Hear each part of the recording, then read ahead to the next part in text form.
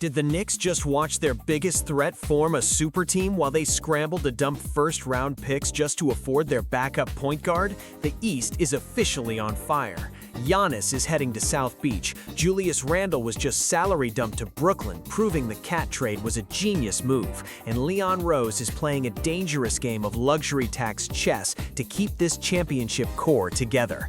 Let's break down the madness. Is the reigning champion New York Knicks' grip on the Eastern Conference already under siege? Or did the Miami Heat just mortgage their entire future for a star whose best days are in the rearview mirror?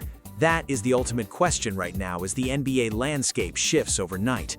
We just watched our Knicks end a 53-year title drought, proving that chemistry, elite floor spacers, and dominant backcourt play are the recipe for a modern championship. But Pat Riley refuses to go quietly into the night. To understand why this is happening now, you have to look at the backstory of the trade deadline. Just months ago, before the 2025-26 season tipped off, rumors were flying that Giannis Antetokounmpo had told the Milwaukee Bucks front office that New York was his sole preferred trade destination. The Knicks chased him for months, monitoring his situation heavily. But after going on a legendary run and winning the NBA Finals, the Knicks simply stopped calling. They didn't need to tear down a championship rotation to chase a star. So what changed? Giannis wanted out, and Pat Riley pounced, executing his classic playbook of acquiring generational talent when their value fluctuates. The conflict here is all about tactical tension in the paint. By pairing Giannis with Bam Adebayo, the Miami Heat have instantly constructed the most physical and versatile defensive frontcourt in the entire league. Imagine trying to run a high pick and roll against those two. They can switch 1 through 5 and absolutely lock down the paint.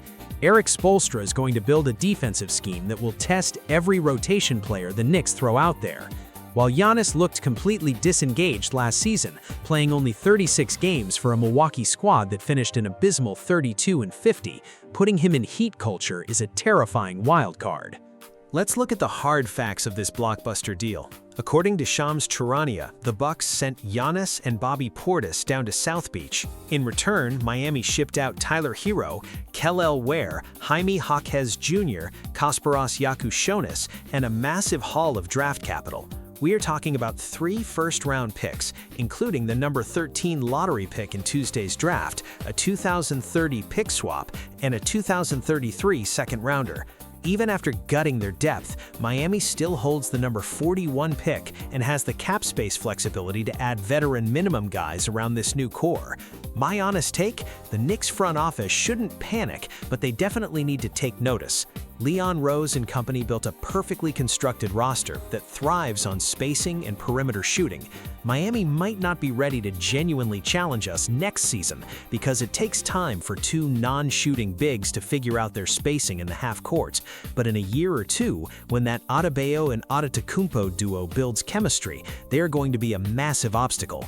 The Knicks won the championship by being the smartest team, but the Heat are trying to build the ultimate monster to tear us down. Remember when the national media claimed the New York Knicks mortgaged their future and gave up way too much for Karl-Anthony Towns? Well, look who is having the last laugh now as the Minnesota Timberwolves desperately scramble to undo their side of the deal. To really grasp the magnitude of this front office masterclass, we have to rewind to October 2024. Back then, the Knicks sent Julius Randle, Dante DiVincenzo, Keita Bates-Diop, and a future first-round pick to Minnesota in a massive 3-team swap. Randle was a workhorse for the Timberwolves during his first regular season, putting up a very solid 21.1 points, 6.7 rebounds, and 5.0 assists. But when the bright lights of the playoffs turned on, his production dipped to 16.0 points and 2.8 assists. Meanwhile, Cat became the ultimate floor spacer for the Knicks, anchoring the paint and playing phenomenal defense against Victor Wembanyama in the NBA Finals to help secure our first championship in 53 years. The drama here is all about cap space and avoiding the brutal restrictions of the luxury tax apron. Minnesota realized they were trapped. Randle was solid, but he wasn't the championship piece they needed next to Anthony Edwards, and they absolutely had to get off his money to create salary cap flexibility. They were backed into such a tight corner, they couldn't even generate a massive trade exception, and instead had to attach a first-round pick just to convince someone to take Randle's contract. It's a harsh reality of the modern collective bargaining agreement when a team is desperate to reset their books and retain key rotation players. Here are the undeniable facts of the trade. According to Shams Charania, Minnesota is shipping Julius Randle and the number 28 overall pick to the Brooklyn Nets. This is part of a complex three-team trade that is also sending Nick Claxton to the Chicago Bulls.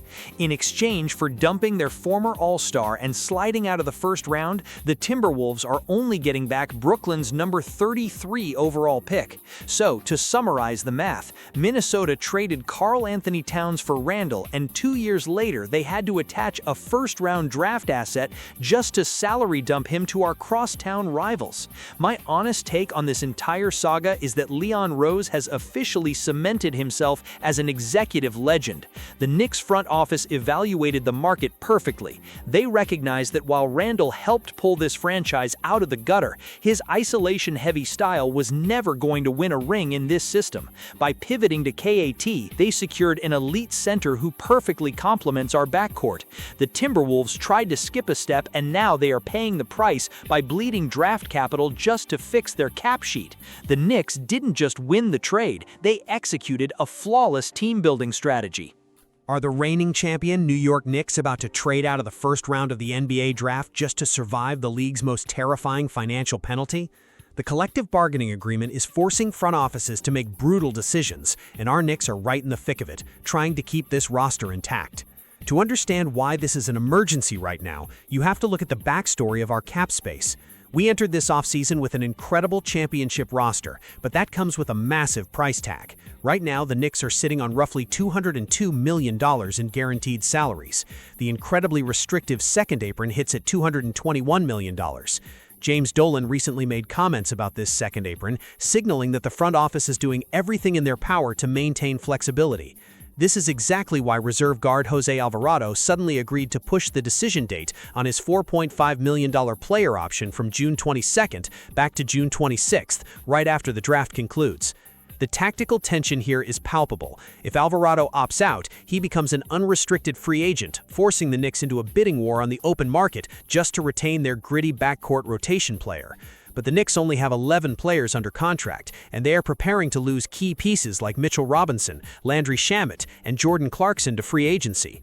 The front office is caught in a high-stakes balancing act. How do you keep your championship core intact without triggering the devastating penalties of the second apron? Let's break down the hard facts of the Knicks' current draft capital. New York currently holds the number 24 and number 31 overall picks, plus a late selection at number 55. Here is the critical detail. The 24th overall lottery-adjacent pick carries a mandatory guaranteed salary of $3.6 million. Second-round picks, however, do not have guaranteed deals baked in. According to ESPN's Bobby Marks, the Knicks are projected to be about $13 million under the second apron if they keep the first-round pick. By trading out of that 24th spot, they instantly free up another $3.6 million in cap space. For context, last year, the number 55 pick signed a two-way player deal worth just $636K, which is the kind of cheap talent we need. My honest take, trading out of the first round is an absolute no-brainer for a team in our position. We don't need a late first-round rookie sitting on the bench eating up valuable cap space. We need that $3.6 million to re-sign guys like Mohamed Diawara, whose expected multi-year deal is going to eat into our remaining room. The Knicks should absolutely move that pick, gather future draft capital, and use the extra flexibility to ensure our championship rotation remains untouched. We're playing chess while the rest of the league is playing checkers.